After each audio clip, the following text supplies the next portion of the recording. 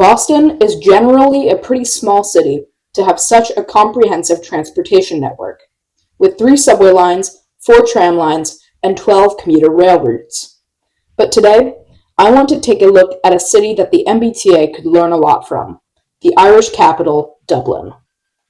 Dublin's suburban railway system is called DART, which stands for Dublin Area Rapid Transit, and currently consists of 1 main trunk line, with 2 northern branches to the towns of Howth and Malahide. After passing through central Dublin, the line becomes coastal, as it meanders along the seaside down to Bray and Greystones. So when I had some time in Dublin, I thought it was a great chance to take a look at the excellent green trains of Dublin Area Rapid Transit.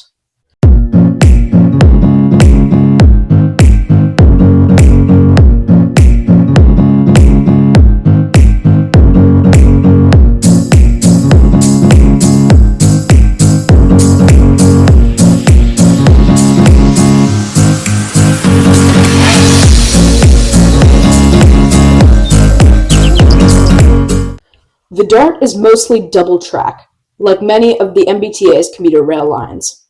And overall, the line is quite something, with an incredible amount of variety.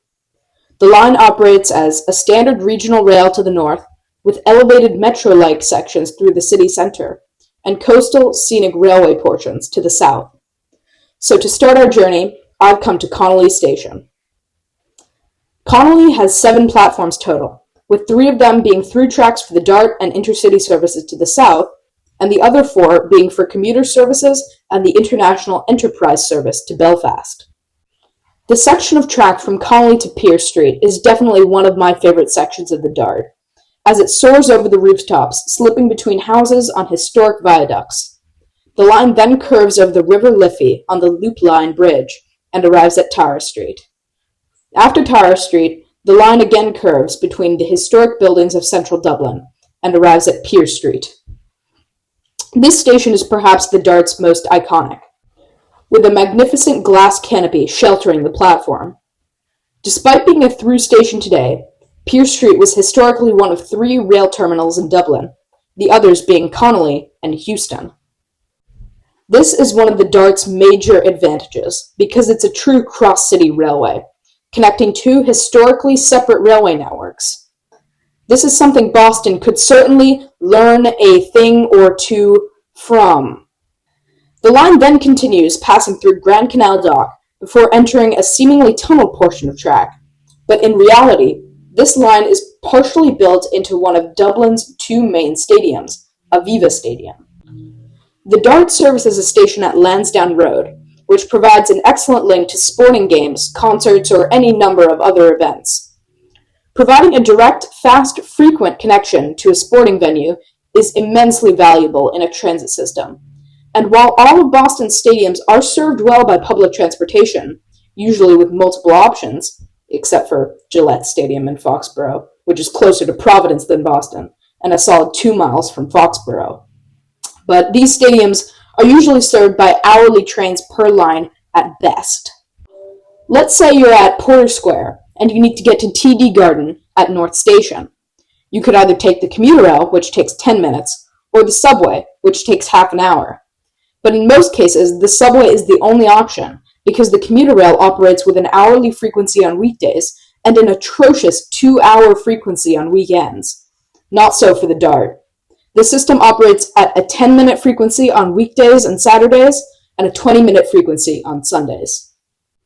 After leaving Lansdowne Road, the line has relatively frequent stops, serving the dense inner suburbs of Dublin. This short stop spacing is enabled by the superior performance of the EMUs that operate on the line, and the only electric trains to operate in the whole of Ireland. The line doesn't feature very many level crossings, with this section playing host to the highest density of said road crossings.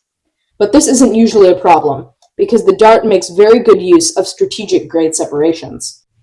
And while most of the DART's alignment is at ground level, trains are elevated through the city center to avoid the most problematic traffic, and many suburban streets that cross the DART alignment have received overpasses or underpasses. This philosophy of strategic infrastructure improvements can really make a difference in the quality of service, which has allowed the Dart to take Dublin's traditional commuter railway network from locomotive-hauled and diesel to electric and almost metro-like. The line continues through the inner suburbs of Dublin before the line becomes coastal, with excellent views of Dublin Bay. This is one of the most famous sections of railway on the Dart network, and in the whole of Ireland for that matter. The line curves scenically along the coast on embankments and causeways. One of the stations along this coastal section is Black Rock. This stop is a pretty typical Dart station, with 2 side platforms, a footbridge, and because this is Ireland, a lovely stone wall to protect the tracks from the harsh storms of the Irish Sea. Many of these station facilities emphasize some of the Dart's major advantages, because this station features full-length, high-level platforms, something Boston seems to be allergic to, insisting on weird, mini-high platforms. And while the Dart also sometimes struggles with platform gaps, it's still much better than having to climb up a set of stairs to get on the train. The station features a clean, modern footbridge with elevators for accessibility instead of ramps, something Boston also can't quite understand, looking at you, Canton Junction. Another important thing to note is the wayfinding on the system, because every station on the Dart, and the entire Irish railway network for that matter, features bilingual signage. For example, this sign says Black Rock, which is in English, and On Carreg Dubh, which is in Irish Gaelic. And while it's not strictly necessary to have bilingual signage in the United States because it's not a bilingual country, having signs in, say, Spanish, perhaps, could make the MBTA a wayfinding leader. Next, it's time to discuss ticketing on the Dart. There are 2 primary ways to pay on the Dart.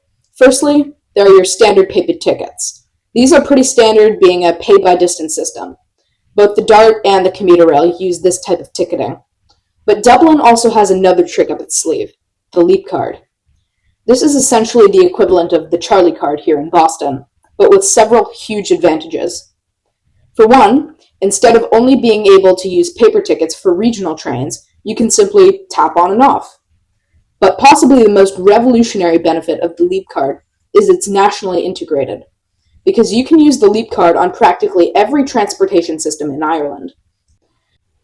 Being able to use one simple tap-to-pay card makes transportation super easy to use from a rider point of view, instead of having to go through a convoluted fare validation process. So overall, how does the commuter rail stack up against the Dart?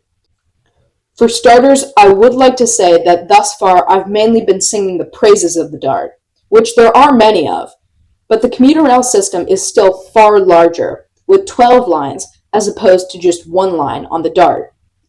But the Dart is expanding at a rapid pace, with existing diesel Suburban lines being rolled into the Dart network. Additionally, the average quality of the infrastructure also feels better, with more modern facilities, fully high-level platforms at every station, and more amenities. Also, the Dart's core section is an enormous asset for Dublin, and by having cross-city trains, the Dart immediately becomes so much more effective for cross-regional trips, helping to connect the Dublin region as opposed to just linking the city with the suburbs. But the most important thing, the elephant in the room, is electrification. The Dart, from its inception, was built to revitalize the railways of Dublin, and that's exactly what it did. The Dart is a case study for how commuter rail can grow into a true regional rail network. Because you may have noticed that the Dart uses trains more akin to subway cars rather than traditional diesel-hauled commuter carriages. So with that, the Dart. I hope you enjoyed this video from across the pond, talking about a little-known railway that Boston could take some notes from. We'll be back with more videos from the States soon, so Gorov Mov Agat, and I'll see you around.